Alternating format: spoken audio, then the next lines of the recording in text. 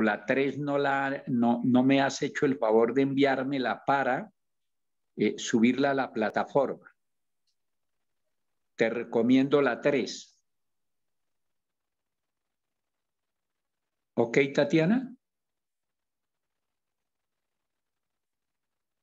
¿No está Tatiana? Buenos días, profe. ¿Cómo Sí. estás? Te recomiendo la clase 3 que no me la has enviado para subirla a la profe, plataforma. Ya se la envié. Profe, espera un momento. Profe, yo ya se la envié al WhatsApp. Ah, ok. Gracias. Bueno, profe. Entonces decíamos, mis apreciados alumnos, como mencionamos el artículo 93, ese tema lo vamos a desarrollar el lunes o martes, es el bloque de constitucionalidad. Muy importante, bueno, aquí todo es importante, pero esto es básico. Entonces, ¿por qué surgió en Colombia? Mientras tanto, ya que estamos ahí, les hago el planteamiento muy general que desarrollamos luego. ¿Por qué surge el bloque de constitucionalidad? Porque resulta que la actual Constitución dejó en contradicción el contenido de los artículos 4 y 93. Todo se debe estudiar, mis queridos alumnos, detenidamente para hacer uno los conceptos suyos y que uno los domine y no que ellos lo dominen a uno. Entonces, este es uno de los tantos temas esenciales. Ya leímos el artículo 93 que coloca los tratados a que hace referencia esa norma como superiores al orden interno. Si los coloca como superiores al orden interno, los coloca como superiores a la propia Constitución, porque la Constitución es la principal norma en el orden interno. Y entonces este artículo está en contradicción con el artículo 4 que dice, leámoslo.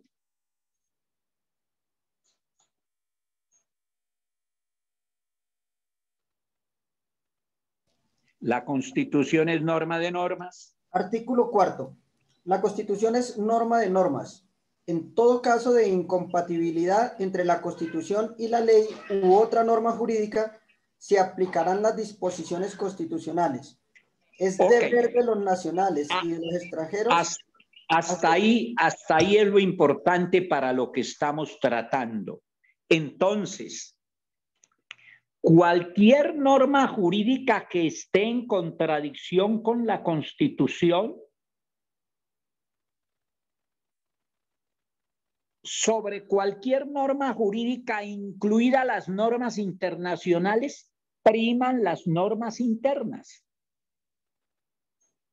Eso está en contradicción con el artículo 93. Entonces, para solucionar esa contradicción, la Corte Constitucional introdujo en Colombia el bloque de constitucionalidad, que ya les había dicho, el bloque de constitucionalidad está integrado por los 400 artículos que contiene la Constitución. Si alguno fuera acucioso y leyera mucho, me diría, profesor, pero la Constitución tiene 380 artículos. Yo ya le iba a decir lo mismo, doctor. No tiene 400. Bueno, pero es que a raíz de las 55 reformas que hemos tenido, va en 400. Eso lo desarrollarán ustedes en su derecho constitucional colombiano. Bien, entonces, un tema, porque ojalá que los alumnos fueran adelante del profesor en el estudio de los temas para que conociéndolos, habiendo leído antes, ojo, entonces tengan ya unas ideas, entiendan mejor y puedan formular las preguntas sobre las dudas que queden. Por eso ustedes tienen todo el programa en la plataforma. Entre otras, ese programa se lo hice yo a la universidad. Muy bien. Entonces, aspiro que el lunes alcancemos a desarrollar el bloque de constitucionalidad. Entonces, retornamos a la doble instancia. Profe, y es necesario, claro, dilo. Dilo. Creo que abrió el micrófono. Diego. Sí, ya. Donde dice, toda persona se presume inocente mientras no se le haya declarado judicialmente culpable. Quien sea sindicado tiene derecho a la defensa y a la asistencia de un abogado escogido por él o de oficio. Y a lo que nos atañe directamente al tema, dice, a presentar, a impugnar la sentencia condenatoria y a no ser juzgado 2 veces por el mismo delito. Ahí no se puede impugnar la sentencia y buscar la doble instancia. A ver, no te entiendo bien cuál es la duda. Que invocando, sí, señor. Sí. Invocando el artículo 29, se puede impugnar la sentencia condenatoria y buscar otro ente que nos juzgue para, si no estamos de acuerdo con la decisión del primer. A ver, si te entiendo lo que quieres decir, desconociendo la doble instancia, entonces se desconoce el hecho de que se tiene derecho a impugnar la sentencia condenatoria. Eso es lo que quiero decir. Ok, sin doble instancia se desconoce ese derecho. Y lo más grave es que esos derechos, y concretamente el de la doble instancia, ha sido desconocido en Colombia, tanto en los procesos de pérdida de investidura como en los procesos penales. En los penales no me meto porque ustedes lo verán en penal, pero en los de pérdida de investidura sí, porque ese es un proceso, esa es una institución de orden constitucional directa. Ahora bien, tengan presente, todas las instituciones tienen un origen constitucional.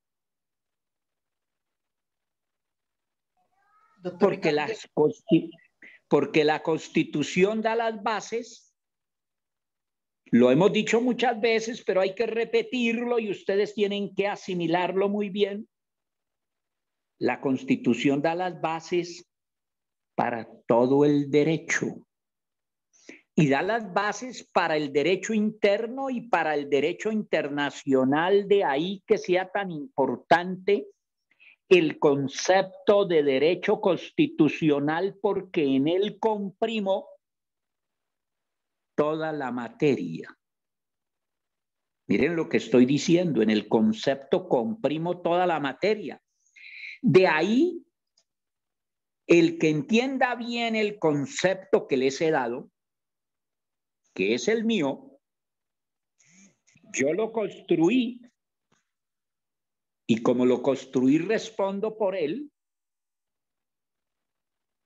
Entonces, en el desarrollo de ese concepto yo les dije, tienen que tenerse en cuenta las materias anteriores que dan origen al Estado y a la Constitución y todo lo que se desprende del Estado y de la Constitución, que son los temas de que siempre les he hablado tanto en este curso de Constitucional General como en el curso de Teoría del Estado.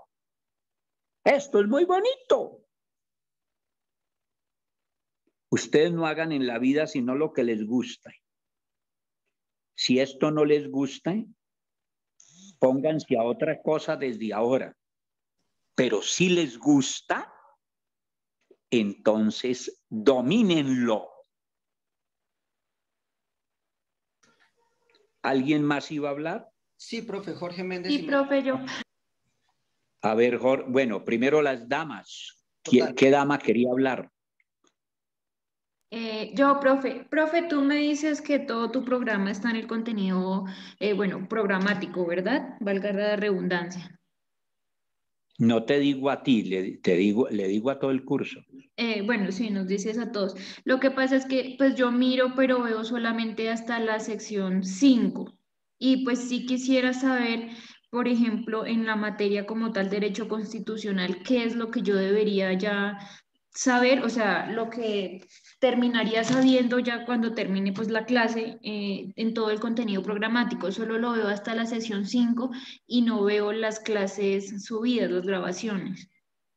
Un momento, es que el programa está subido a la plataforma. Todo, de las 20 sesiones. Ok, es que a mí me aparece solamente hasta las 5 No, y, y no. las clases no. Algún problema hay, pero están subidas todas. Lo mismo, entre otras. ¿Cómo? Solo está hasta las 5. A mí también me aparece hasta las 5, profe.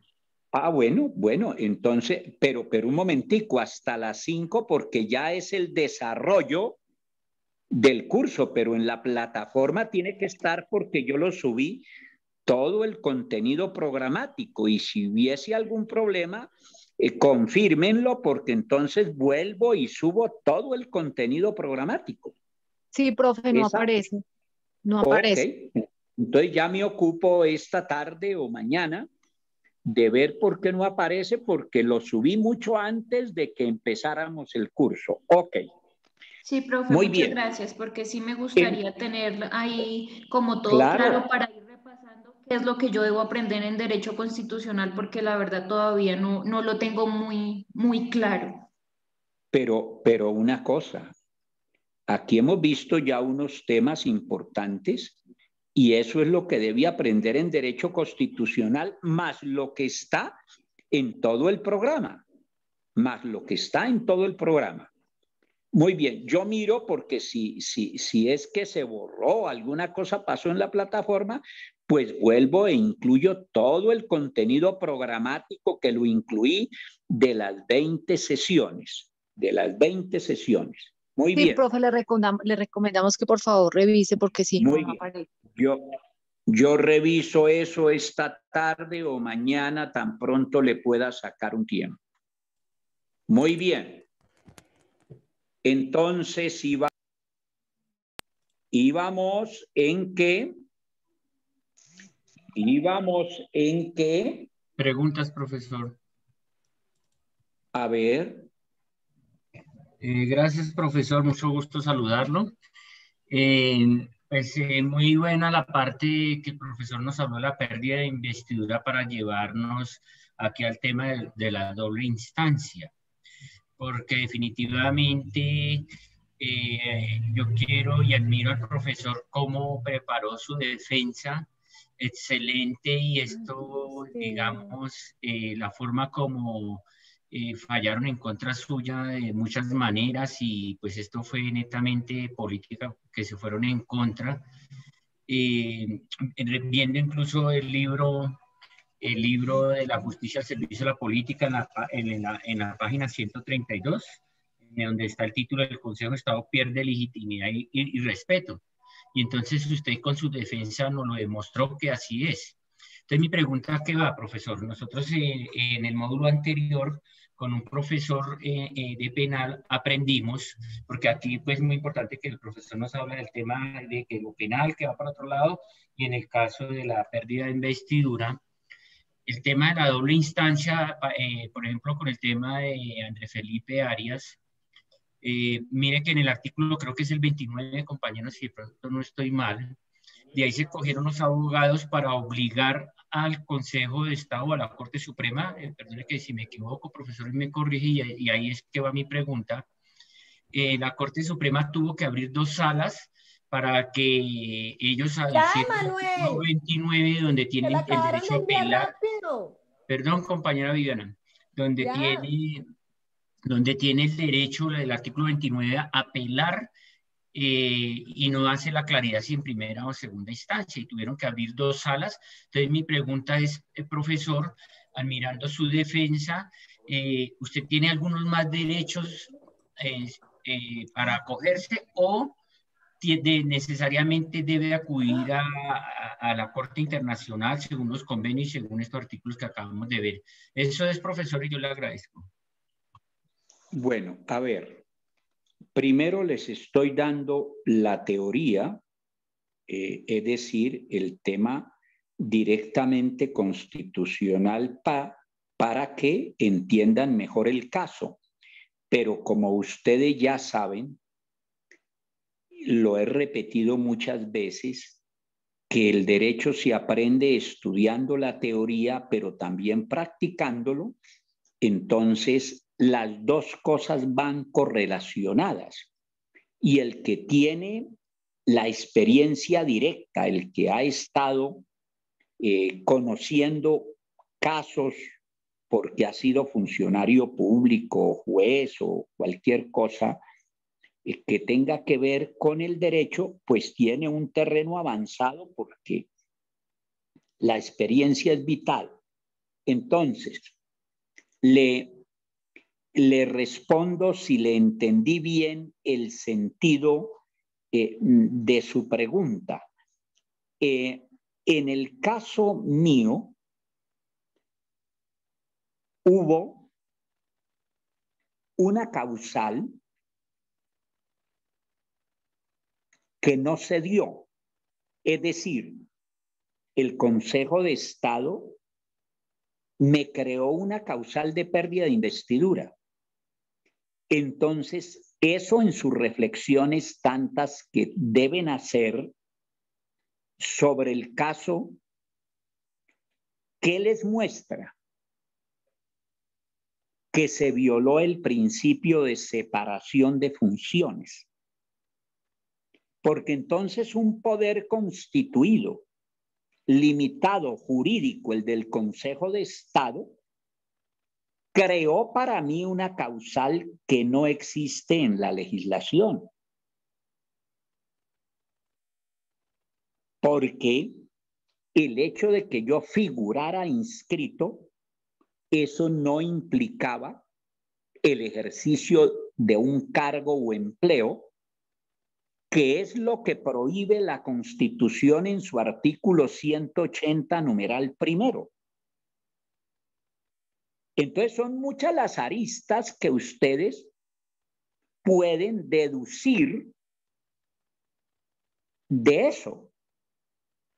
Fuera de que se violó, ya que estamos en el principio de la doble instancia, se violó el principio universal de la doble instancia, que es claro, está consagrado en tratados internacionales que la prevén directamente. Ejemplo, el Pacto Internacional de Derechos Civiles y Políticos de 1966 establece la doble instancia y de él hace parte Colombia.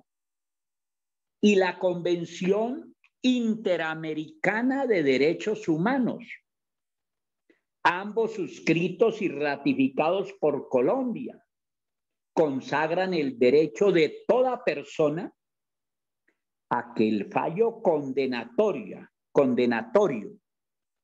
y la pena impuesta sean sometidos a un juez o tribunal superior.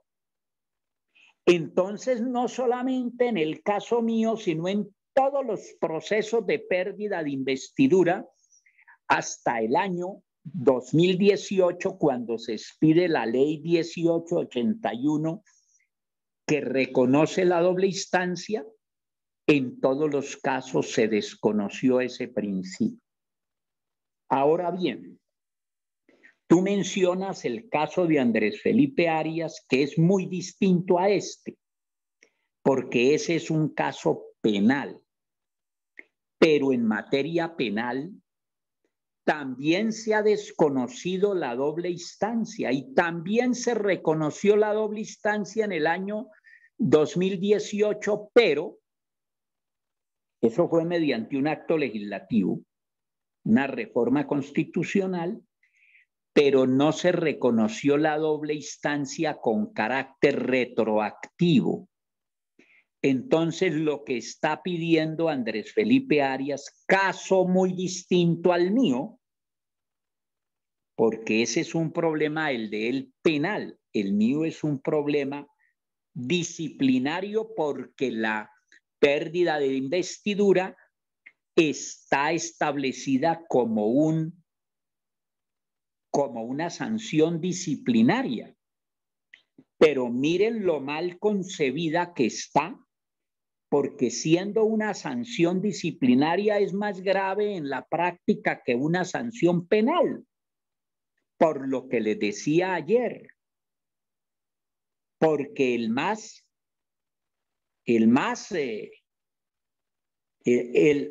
la persona más grave delincuente, si paga la pena, queda resocializado y entonces queda sin inhabilidad alguna. En cambio, el congresista que pierda la investidura queda excluido políticamente a perpetuidad, violando los principios y los valores esenciales contemplados en la Constitución de que ya hablamos. Ahora bien, usted hizo como 3 preguntas en una. ¿Qué pasa con un caso como el mío? Que agotados los recursos en el orden interno, se puede acudir al sistema internacional. Ya entramos ahí en el derecho constitucional convencional de que les hablé en el curso anterior y que voy a volver a hablarles en este. ¿Y por qué se entra allí? Porque Colombia hace parte de ese sistema y ese está dentro del marco de la globalización del derecho. Por eso les he hablado ya de ese tema que es también tan importante. Entonces, como las personas, según el Pacto de San José de Costa Rica, y eso lo confirmarán ustedes en una materia que se llama Derecho Internacional Público, esa no la han visto, por supuesto. En Derecho Internacional Público ustedes confirmarán que Colombia hace parte del sistema interamericano y el sistema interamericano tiene varias instituciones y una de ellas es la Comisión Interamericana de Derechos Humanos. Y yo ya recurrí a la Comisión Interamericana de Derechos Humanos. Y la Comisión Interamericana de Derechos Humanos, si decide en derecho como aspiro, debe pasar, según el Pacto de San José de Costa Rica, el caso a la Corte Interamericana de Derechos Humanos para que ella decida. Y su pregunta fue muy importante y ahí les di 3 aspectos esenciales que deben tener desde ahora todos en cuenta para que aterricen la teoría. Muy bien. Gracias, profesor.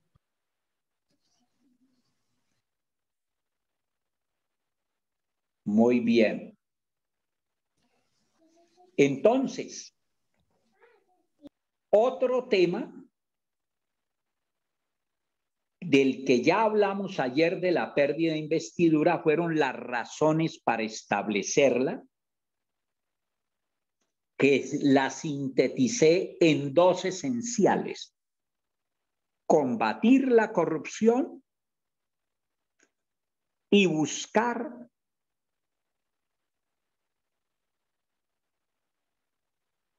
que los congresistas se dediquen por entero a su labor congresional. Eso lo van a ratificar ustedes profundizando en el caso que ya ustedes conocen, porque se van a dar cuenta que yo estaba dedicado con exclusividad a la labor congresional y está probado. Segundo, porque me escarbaron durante 14 años consecutivos y no pudieron demostrarme, porque no lo hubo, la desviación o el mal uso de un solo peso de dineros públicos o privados. Es que yo debo decirlo con satisfacción, yo he estado dedicado la mayor parte de mi vida a la educación. ¿Saben por qué, mis queridos alumnos? Porque de la educación parte todo. En un país, el sexto más desigual del mundo, que es Colombia, la manera más eficaz de combatir la desigualdad es a través de la educación. Ustedes están en la Universitaria de Colombia. Excelente universidad, es un proyecto popular que yo admiro y por eso acepté la invitación que me formuló Carlos Moreno de Caro, el fundador de esta universidad, a dictar clase en ella. Pero a ustedes les lleva una inmensa ventaja la gente de los Andes o lo de Externado o de la Javeriana, porque se han formado en mejores colegios, porque tienen mayor capacidad económica y esa distancia ustedes deben acortarla y superarla. Ustedes pueden ser superior a ellos si se forman bien y estudian más. Pero la competencia no va a ser en un mundo globalizado y por eso el tema de la globalización ustedes tienen que entenderlo muy bien. La competencia no es solamente con ellos, es con los abogados de todos los 200 países de este planeta, porque el mundo está globalizado y porque esa globalización es irreversible. Muy bien. Entonces les he dejado las bases de la institución pérdida de investidura, lo esencial con lo cual ustedes quedan en capacidad de entender, de analizar el caso, que deben estudiarlo en el libro La justicia al servicio de la política o en las providencias que se profirieron en el caso de la pérdida de investidura. Muy bien. Vamos ahora. Les voy a resolver una duda que noté en una de las preguntas que hice.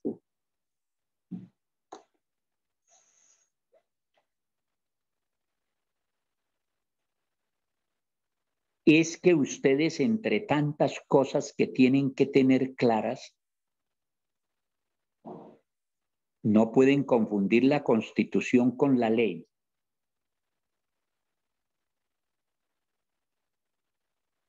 Yo subí a la plataforma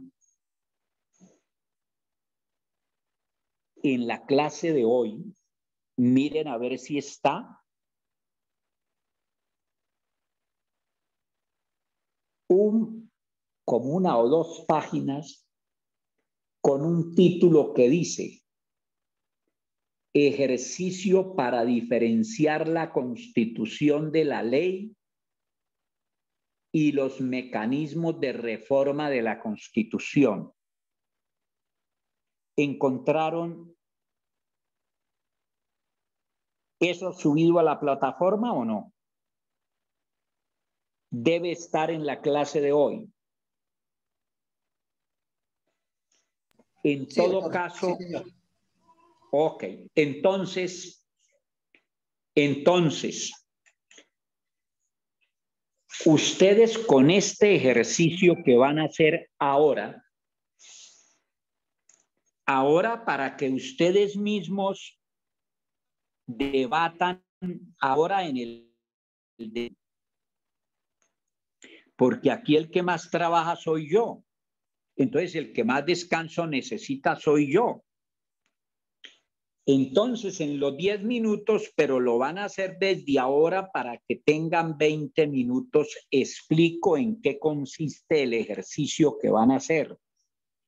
Porque dentro del programa está que hay cátedra magistral, que es el mayor tiempo, porque es el profesor el que se supone que más sabe y por tanto más debe enseñar. Pero tiene que haber mesas redondas y tiene que haber unos mecanismos que ahí están establecidos para que ustedes intercambien ideas.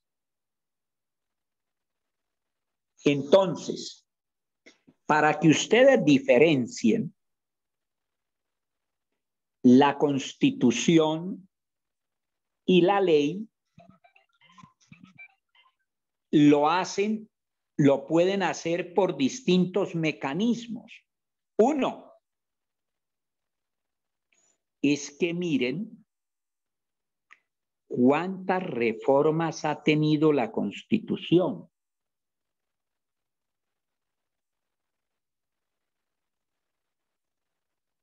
Porque las reformas, ya lo saben, porque ya les enseñé en el curso pasado, que las reformas a la Constitución se hacen mediante actos legislativos, mediante asamblea constituyente o mediante referéndum. Entonces, reformas se han hecho 55 a esta Constitución, pero otra cosa son los proyectos de ley, digo mal, los proyectos de reforma constitucional que se han presentado desde que la Constitución se expidió. Yo les saqué la relación, que aquí la tienen, hasta el año 2017. Y entre 1991 y el año 2017 se habían presentado 1037 proyectos intentando reformar la Constitución. Vayan al cuadro y al final del cuadro, entonces, ustedes encuentran que el total de proyectos de actos legislativos hasta finales del 2017 era de 505 en Cámara y 505 en Senado, es decir, 1010 proyectos de actos legislativos. Entonces ustedes van a buscar cuántos proyectos de acto legislativo se han presentado en el 2018, del 2018 en adelante hasta la fecha. Y van a aprender otra cosa, que los proyectos se presentan en la Cámara o en el Senado. Entonces van a distinguir cuántos proyectos han sido presentados por la Cámara y cuántos por el Senado, como están los anteriores aquí en el cuadro que les mandé. Entonces, como no solamente se reforma la Constitución a través de actos legislativos, sino de asamblea constituyente y de referendo, van a buscar cuántos proyectos de convocatoria a asamblea constituyente para reformar la Constitución han sido presentados y cuántos proyectos de convocatoria a referendo han sido presentados. Miren el cuadro entre todos y ustedes deben completarlo hasta hoy, 26 de febrero del 2021, porque con ese ejercicio están interiorizando varios temas del derecho constitucional. Y entonces se van a dar cuenta, entre otras cosas, de algo bien importante. Y es que se hace muy poco uso en Colombia, porque el derecho constitucional general hay que aterrizarlo a través de los casos, porque el caso mío es el más importante, porque tiene muchas materias y muchas incidencias. Pero todos los casos que podamos colocar tenemos que hacerlo. Entonces ustedes se van a dar cuenta aquí, y ya aquí en el cuadro que les pasé, mire, total de proyectos de convocatoria a asamblea constituyente, 12. En todos esos años, total de proyectos de convocatoria a referendo, 15. Es decir, que entre proyectos de asamblea constituyente y de referendo, solamente ha habido 27, mientras que ha habido proyectos de acto legislativo 1010. ¿Eso qué nos indica? Poca utilización de los mecanismos de participación popular, porque el grado de cultura política del pueblo colombiano es muy escaso. Entonces, yo regreso en 13 minutos mientras ustedes trabajan sobre esto para que las dudas que puedan quedar, yo se las resuelva para que lo que no alcancen a hacer ahora ustedes en clase, lo hagan durante el fin de semana. Ya regreso.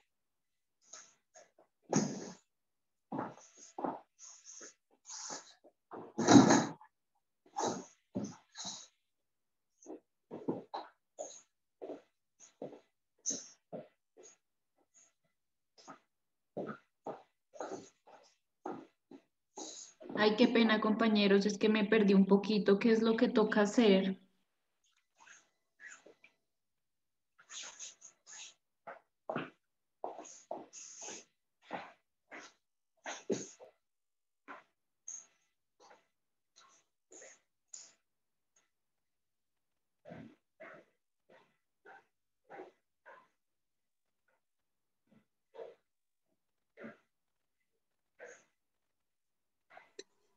Compañera Judith. Compañera Judith. ¿Sí? Mira, el profe nos dio una tabla, la cual tiene una representación ahí de los actos legislativos. Lo que tenemos que hacer es prácticamente complementar a partir del 2018 hasta la fecha. Él nos está dando una tabla que dice, por ejemplo, en el 91 del acto legislativo fueron 3, de la Cámara fueron 0, entonces nos dan total. Entonces tenemos que comenzar a buscar los actos legislativos a partir del 2018 hacia adelante. Tratar de complementar la tabla que él nos dio. Ah, ok, es la que dijo que la encontramos en la sección 5. Sí, si quieres yo ya te la envío ahí por los grupos, que yo ya la descargué. Ok, muchas gracias.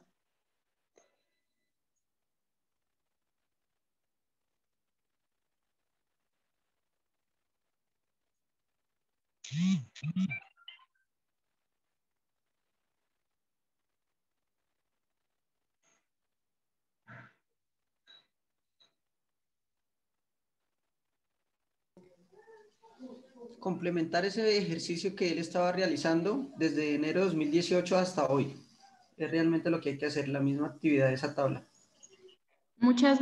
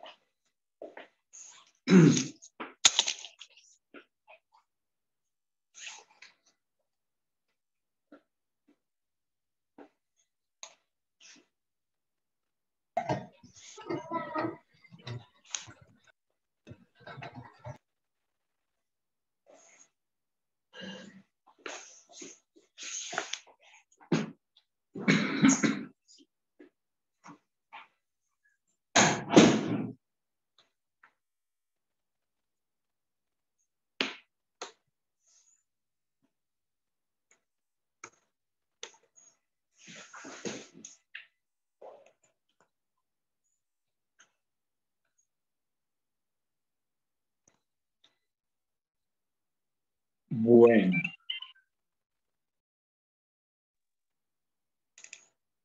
¿Qué tanto avanzaron?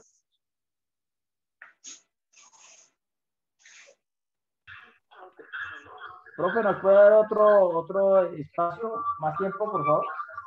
Bueno. ¿Cuántos minutos más necesita? Uy, profe, pero es que esos son hartos. Claro, claro. Siempre Pero hartos, son siempre considerables. Lo importante es que tengan claridad completa sobre lo que tienen que hacer. Profesor, una pregunta. Sí. Es que acá en la página del Senado, en el listado de proyectos de ley en trámite, donde dice número de proyecto de ley, ahí me hace un conteo, dice número 12, pero dice Senado acumulado y abajo dice Senado y dice otra fecha. ¿Ese se toma como uno o como dos? No sé si me estoy dando a entender. Pero fíjese que no están haciendo el trabajo que es. Profe, yo ya encontré, no sé si de pronto sea un momentico, respondo al alumno. ¿Quién estaba hablando? Cristian Barón. Cristian, no está haciendo como es el trabajo. Ah, bueno, profesor, Fíjense, entonces, por favor. Le explico, porque es que la pregunta no es en relación con los proyectos de ley, sino con los proyectos de acto legislativo, de asamblea constituyente y de referendo para reformar la Constitución. ¿Por qué les puse este ejercicio? Por las razones que ya les dije y porque me di cuenta a un alumno al que le pregunté que no entienden algunos la diferencia entre lo que es expedir una reforma constitucional y expedir una ley. Reitero lo esencial, que es muy simple y que ya lo había enseñado. La Constitución es la norma de normas. La Constitución establece las bases para todo el derecho. La Constitución es una norma de jerarquía superior a la ley. ¿Qué hace la ley? Desarrollar el contenido de la Constitución. Es decir, que tiene que expedirse con base en la Constitución. Entonces, aquí la pregunta no es en relación con los proyectos de ley, es en relación con los proyectos de reforma constitucional. ¿Y cómo se reforma la Constitución? A través de 3 mecanismos: el acto legislativo, la asamblea constituyente y el referendo. Por Profesor. eso tienen que darse cuenta año por año cuántos proyectos han sido presentados por Senado de reforma a la Constitución, o sea, de actos legislativos. Profe, yo ¿Cuántos de encontré asamblea constituyente y cuántos de referendo? Ahora bien, otra cosa que van a interiorizar con esto es que para que un referendo o para que una asamblea constituyente se pueda realizar, se necesita previamente la aprobación de una ley. Entonces, en el caso de la reforma a través de asamblea constituyente o de referendo, sí tienen que ver los proyectos de ley, pero los proyectos de ley de convocatoria a asamblea constituyente y a referendo. Profesor, yo podría Un momento, compartirle pantalla. Un momento. ¿Eso queda claro? Sí, señor me profe, decía? yo tengo una inquietud. Sí. Por ejemplo, profe, yo no sé si de pronto estoy mal, pero pues encontré una donde está la reforma al artículo 65 de la Constitución Política. Igual también tengo el 361. Un momento. Ese sí es un proyecto, pero ¿cómo dice el encabezamiento del proyecto? El encabezado de esa dice, por el cual se modifica el artículo 65 de la Constitución Política de Colombia. ¿Y Ese antes es qué dice? Un momento, ¿y antes qué dice? No, profe, ese es el encabezado de ese proyecto. No, un momento, antes el encabezado tiene que tener algo más. ¿Proyecto acto de legislativo. Acto legislativo. Bueno, entonces proyecto, no acto legislativo, proyecto de acto legislativo. Ok. Entonces, ese sí es un proyecto de los que conciernen a esto que están haciendo, por supuesto. Repito, ok. Profe, con el respeto que merece, qué pena que es que quiero que me despeje una duda y yo sé que a todos los compañeros nos va a servir, ¿sí? Qué pena contigo. Voy a compartir, con su permiso, pantalla, a ver si esta es la página en donde yo puedo encontrar la información que usted nos dice que debemos tener en cuenta. ¿Estás viendo mi pantalla? En ese orden de ideas, esta es la consulta de proyectos de actos legislativos del Senado de la República. Se ingresó acá 2018-2019. Este es el listado. ¿Sí? ¿Es correcto? Sí. Lo que usted quiere decir es que nos saquemos, digamos, cuántos tenemos aquí, cuántos proyectos hay, que en total son 40, y asimismo los pongamos en la tabla. ¿Es correcto? ¿40 en qué periodo? En el periodo 2018-2019. Ok, y entonces le faltarían los del 2020 y los que se hayan presentado en el 2021. Muchas gracias. Y entonces, pero no se les olvide que los proyectos de ley y de acto legislativo se presentan o de asamblea constituyente o de referendo, se pueden presentar tanto por Cámara como por Senado. Entonces tienen que mirar cuántos han sido presentados por Senado y cuántos por Cámara en cada uno de los años. Es así, sí, señor. Gracias, ¿Más profesor. dudas? ¿Más Profe, dudas? pero sí, señor, hay unos que dicen acto legislativo y otros en archivo, o sea que esos no, los que dicen archivo no. Un momento. Tienen que mirar entonces que hubo proyectos que se pudieron presentar y fueron archivados, pero ya fue presentado, entonces se debe incluir. Entonces, aquí Ok. ustedes no van. Un momento, que aquí hay otra arista de esta pregunta. Puede suceder con unos proyectos que han sido presentados y los han archivado. Puede suceder que uno de esos proyectos están en trámite. Puede suceder que uno de esos proyectos hayan sido aprobados. Eso no importa. La investigación que ustedes están haciendo tiene que ver es con el número de proyectos presentados. Y eso les hace ver otra cosa, que en el caso de la Constitución colombiana, fuera de que ha sido reformada 55 veces, es decir, que de esos proyectos que se han presentado, ha habido 55 que han sido aprobados, pero también les hace ver entonces cuántas veces se ha intentado reformar. Y entonces la conclusión entre las muchas que ustedes pueden sacar es que nuestra Constitución, si se ha reformado tantas veces y si se ha intentado reformar tantas veces, una razón es que quedó mal hecha.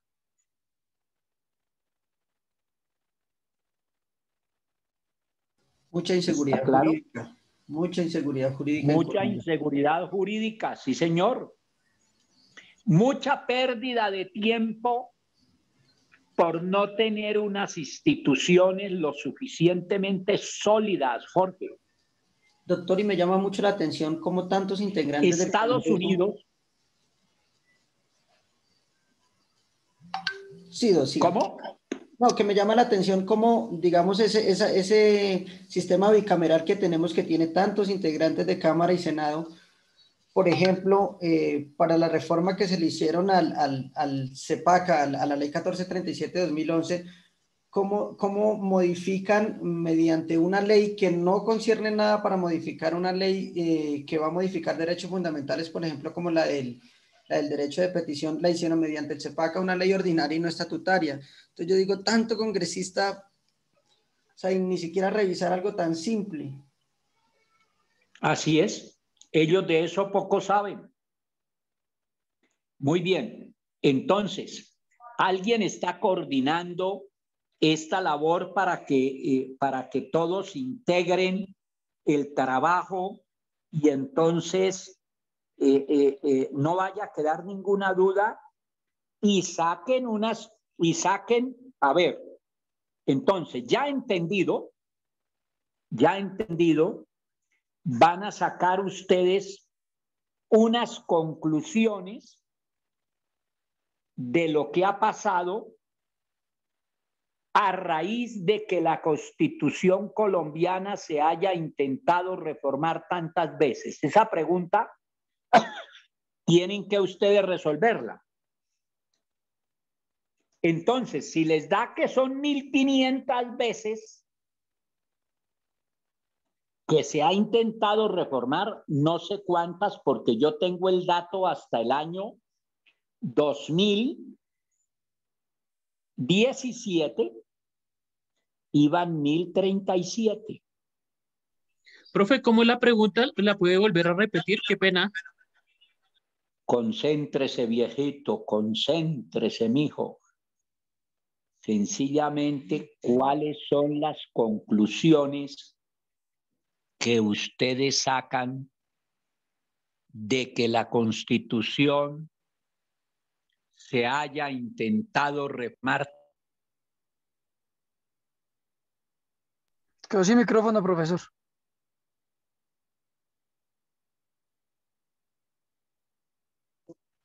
de que la Constitución se haya intentado reformar tantas veces. ¿Claro? Sí, profe. Ok. Tienen 10 minutos más. Profesor, una pregunta. ¿Es donde aparece archivo acumulado? Sí, ¿Qué significa? Qué pena. Tanta corrupción. ¿Cómo así? ¿Qué dice? Es que en algunas que aparece archivados, aparece archivo acumulado. ¿Qué significa? Lea lo que dice para yo ver qué es lo que quiere decir, porque yo esos archivos no los Deme un segundo, conozco. profe. Deme un segundo. Bueno. Profe, lo que quiere decir, Juan, es que en algunos dice, o sea, en algunos dice archivo, en otros dice archivo acumulado y en otros dicen, como le dije anteriormente, acto legislativo.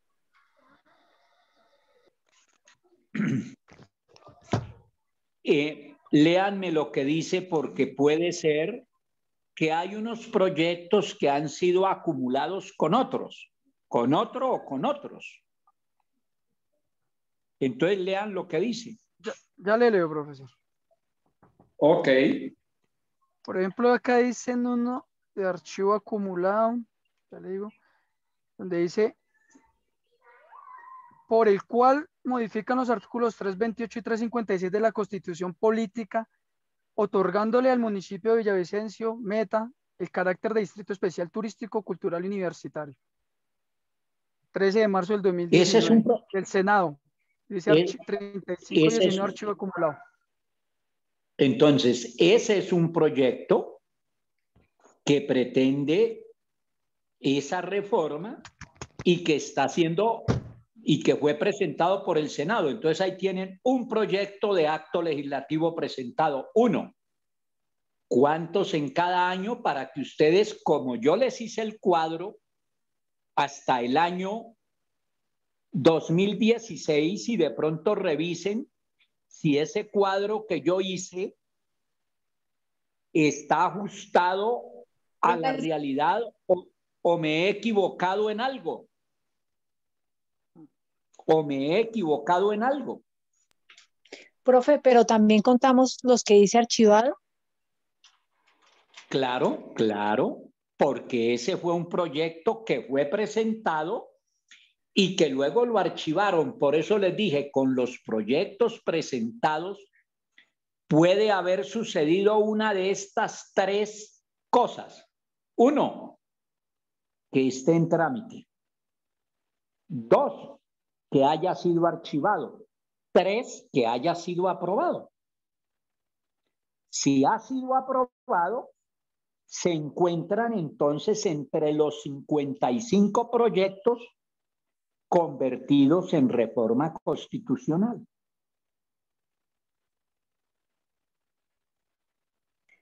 Ah, listo, profe. Ok. En 10 minutos nos volvemos a ver.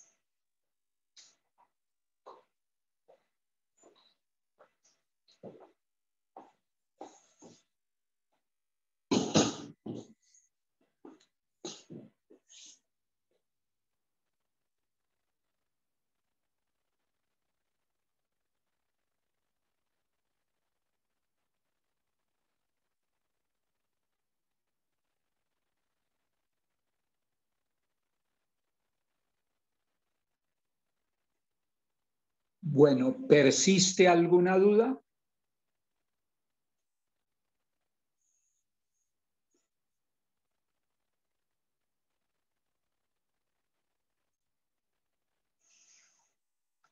Sí, profe, al terminar, ¿dónde lo enviamos? Entonces, comparan lo que vean cada uno para que ustedes el cuadro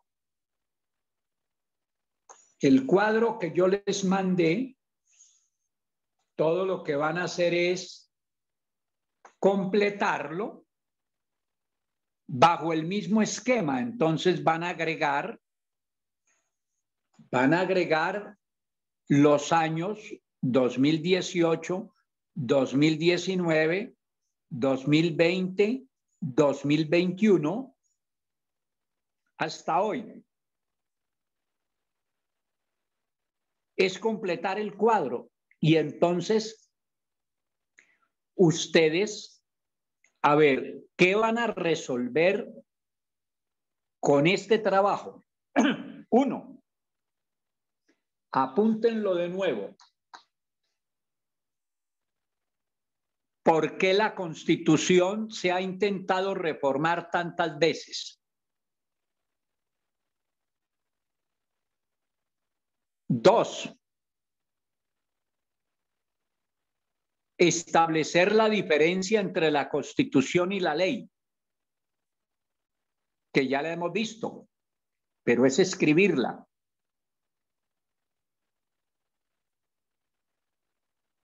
¿Me la repite, por favor, profe? Establecer la diferencia entre la Constitución y la ley.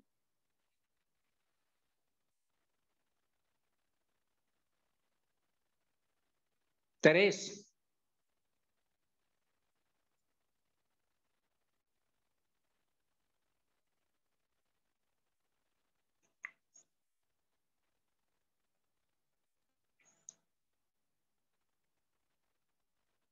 tener claro qué es un acto legislativo.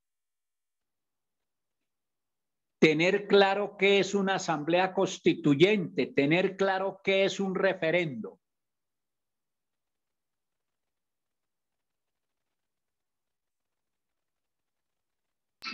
¿Acto legislativo qué, profe?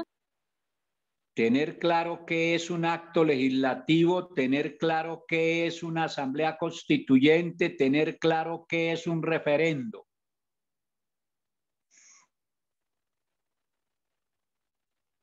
Tener claro que para reformar la Constitución a través de asamblea constituyente o de referendo, se requiere la aprobación de una ley.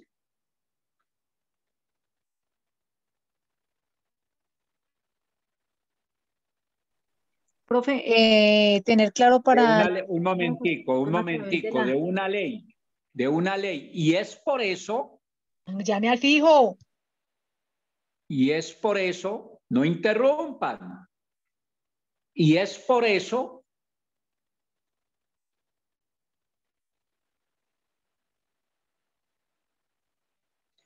que los proyectos que encuentren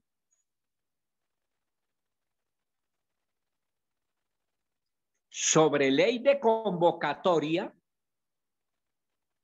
a asamblea constituyente o a referendo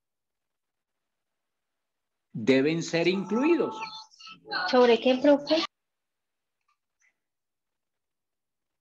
Sobre asamblea constituyente o referendo deben ser incluidos.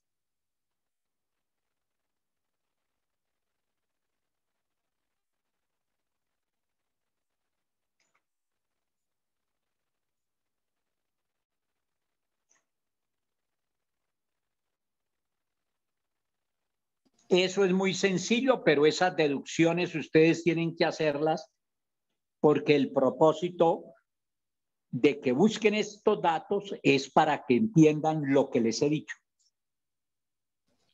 Esa es buena perrada política, ¿no, doctor? ¿Cómo? Lo que hace el Congreso ahí, porque para reformar, pues el acto legislativo lo hace el Congreso, y para la Asamblea Constituyente o el referendo, también es mediante una ley que le hace el Congreso. Claro, entonces por eso esa es una razón. Apunte eso, Jorge, para que lo coloquen en las conclusiones, que son muy breves, concretas, sin carreta, y una conclusión es la que usted está diciendo, que no ha habido sino una reforma constitucional a través de referendo, porque no se debe establecer la limitante de que para que pueda ser convocada una asamblea constituyente o un referendo tenga que expedirse una ley previa. El pueblo debiera, mediante un porcentaje determinado, poderse convocar él mismo para reformar su constitución. Eso que les he dicho es vital a raíz de la afirmación de Jorge. Y le voy a zampar un 5 por esa apreciación que es de fondo. Gracias, doctor. Como no me abre aquí el computador, acuérdeme el lunes. Sí, hay que haber grabado, profe. Ese punto que dijo Jorge es vital y por eso lo incluyen. Y apuntaron los que incluyen, que son muy breves. Eso se hace en 5 o 10 minutos habiendo entendido. ¿Está claro? Sí, señor doctor. Y antes de que se me acabe el tiempo, para los temas que les voy a explicar la semana entrante,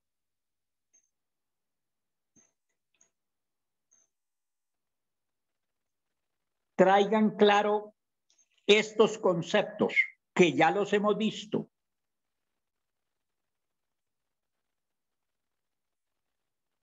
¿Qué es la interpretación constitucional? 2. ¿Qué es el tránsito constitucional?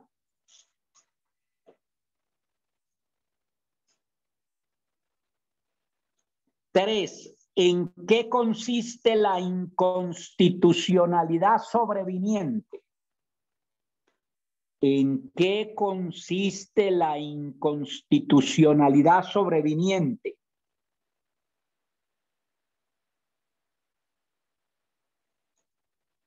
¿Qué es la inconstitucionalidad? ¿Qué, doctor? Disculpe, la inconstitucionalidad. ¿En qué consiste la inconstitucionalidad sobreviniente? ¿En qué consiste la inconstitucionalidad sobreviniente?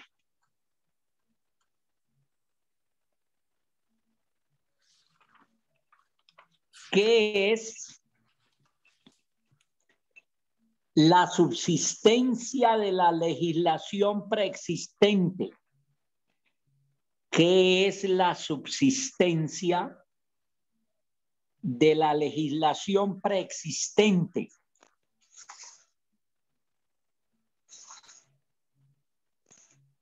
¿Y qué es la derogatoria automática? ¿Y qué es la derogatoria automática?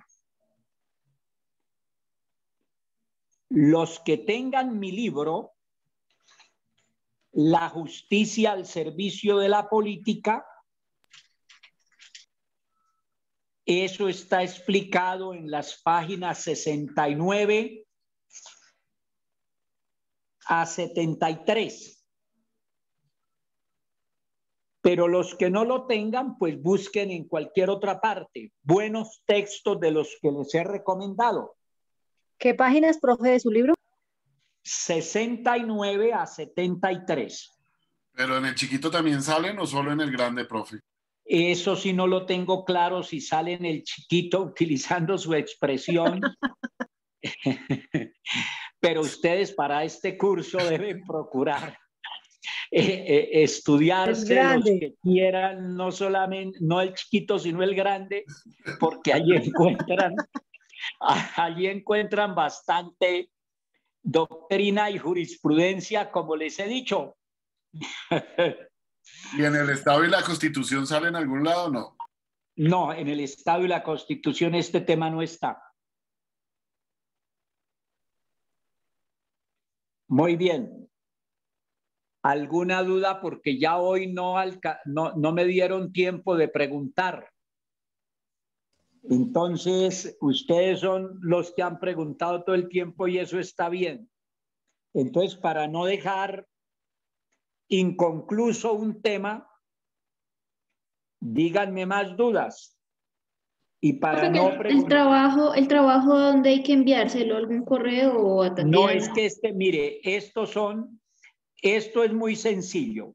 Yo voy a preguntar el lunes sobre estas últimas preguntas y sobre los otros, y sencillamente me mandan un solo trabajo, o bien al correo o bien al WhatsApp, para yo mirarlo, darme cuenta que lo han hecho, pero yo no califico ningún trabajo, lo que califico es lo que sepa cada alumno, pero el trabajo es prerequisito para la sustentación del mismo.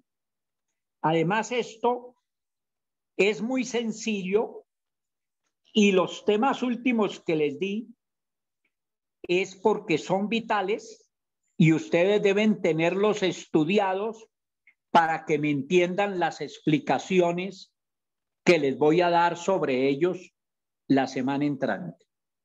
¿Queda claro? Sí, señor. Muy bien. Profesor, gracias. ¿Alguna otra duda? Doctor, honestamente yo sí tengo una duda. A ver, Jorge. Y es relacionada, digamos, y les voy a pedir excusas porque desafortunadamente hace un año sufrí un taponamiento en las arterias, entonces hay algunas cosas que se me olvidan, en especial en el lenguaje, pero ya estoy en terapias cognitivas por eso había suspendido el derecho. Qué bien. La duda es referente a, no he logrado entender de si los hechos por los cuales usted, digamos, fue inhabilitado por parte del Estado fueron anteriores a la Constitución del 91. Y si es así, porque yo tengo entendido, espérame que por acá tengo anotado, porque se juzgó con base en cuando la Constitución aún no había entrado en vigencia.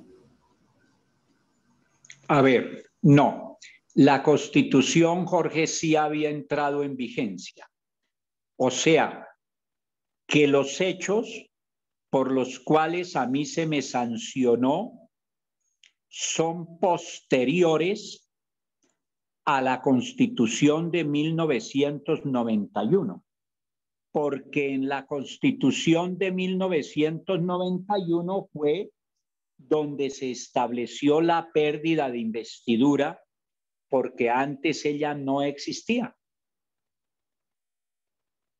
¿Te queda claro? Sí, perfecto, doctor. Listo, era solamente esa duda porque pues sé que fue por representación de la Fundación Jorge Eliezer Gaitán, y a lo cual yo de verdad sí quiero hacer, porque ya había visto una clase con usted, doctor, y lo felicito porque aunque no logramos en su comienzo comprender la relación que tiene su caso con esta materia de constitucional general, voy entendiendo a la medida que usted va hablando de cómo se relaciona de manera particular en un caso en concreto como es el suyo, y cómo nos lleva de una manera, digamos, exacta, precisa al desarrollo de esa constitución. Entonces, de verdad, de mi parte, yo sí altamente agradecido con usted por la clase. Les recomiendo a todos hacer el esfuerzo posible para tener el libro de La justicia al servicio de la política, porque quienes estamos en esto del derecho tenemos que empezar a entender y a comprender lo que es ese aparato político y cómo en muchas de esas ocasiones ese aparato político termina sometiendo lo jurídico, o sea, cómo esa superestructura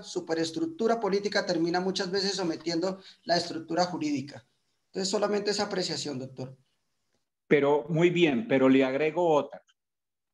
por lo que usted ha dicho, debe hacerle entender a sus compañeros que entonces el poder político de que hablamos lo van a entender ustedes con el caso. La política de que hablamos la van a entender con el caso. El poder constituyente lo van a entender con el caso. ¿Por qué el poder constituyente? Porque el Consejo de Estado hizo las veces de poder constituyente. Le pongo un 5 al que me diga ahora por qué el Consejo de Estado hizo las veces de poder constituyente. ¿Por qué? Sara. Porque reformó la Constitución. Claro. Acuérdeme el lunes con Jorge para ponerle el 5. Claro, porque reformó la Constitución creando una causal que no existe en ella. Muchas gracias. No existe en ella. Entonces, algunos han tenido algún tipo de prevención con el caso cuando él, como lo decía bien Jorge, le sirve inmensamente para entender todo esto. Muy bien, Sara. Así fue. Gracias, profesor. ¿Qué hizo? Porque la causal, confírmenlo, leyendo el libro o leyendo otros libros. Mis libros no son obligatorios para ustedes, pero resulta que los que sean más inteligentes y estudien más debieran devorárselos todos los que puedan para ya que tienen el autor con ustedes poder debatir con ellos y por tanto aprender más. Es elemental. Profesor, perdón, señor. Un momentico. Para hacer alusión nuevamente al libro, antes de conocerlo a usted, sí lo había mencionado porque pues estoy en Florencia Caquetá y usted es una figura pública de gran trayectoria política, y a los que nos gusta la política y en especial en estos partidos liberales que en su momento no tuvimos la oportunidad, nos damos de cuenta de su gran influencia. Pero a mí antes un profesor, el juez quinto de ejecución de penas y medidas de seguridad de Bogotá, nos dio una clase pequeña con este libro del Estado y la Constitución de Ricardo de Lozada, que en su expresión decía que es una biblioteca constitucional. Entonces no es necesario solo por usted, sino porque hay muchos juristas que lo recomiendan, y por eso me atrevo a decir que es muy importante tenerlo para el desarrollo de nuestra carrera. Sepan una cosa, Jorge. Mis libros son muy distintos a los demás, y en materia de análisis de la Constitución colombiana que nos rige, no hay un libro que se pueda comparar con el mío, porque no hay un estudio integral de la misma. Y porque toda la teoría del constitucional general ustedes tienen que aterrizarla en el constitucional colombiano. Así de sencillo. Profe, yo tengo una duda. Sí, señor. Lo que pasa es que yo mirando el libro de la justicia, el servicio de la política, usted dice que en la Corte excedió sus poderes al considerar constitucional el decreto 927 de 1990. Entonces, sí, que se declaró un estado de sitio. El estado de sitio no comprendo ese concepto. Más aún. Ok. Entonces, muy bien. La Corte Suprema de Justicia, es que esto les enseña muchas cosas. La Corte Suprema de Justicia, entonces, ejercía el control constitucional. Porque antes de 1991 no existía la Corte Constitucional. La Corte Constitucional fue creada en 1991. Antes el control constitucional, repito, lo ejercía la Corte Suprema, donde existía una sala constitucional. Pues la Corte Suprema refrendó el decreto de convocatoria a la Asamblea con el argumento del clamor popular, que había clamor popular. Eso no podía hacerlo la Corte. porque desconoció el artículo 218 de la anterior Constitución. Ahora bien, ¿qué era el estado de sitio? El estado de sitio era una institución que le otorgaba al presidente de la República exagerados poderes. Esa institución del estado de sitio, lo van a ver ustedes en colombiano, en derecho constitucional colombiano, fue reemplazada por 3 estados de excepción: el estado de guerra, el estado de conmoción interior, el estado de emergencia económica, social y ecológica.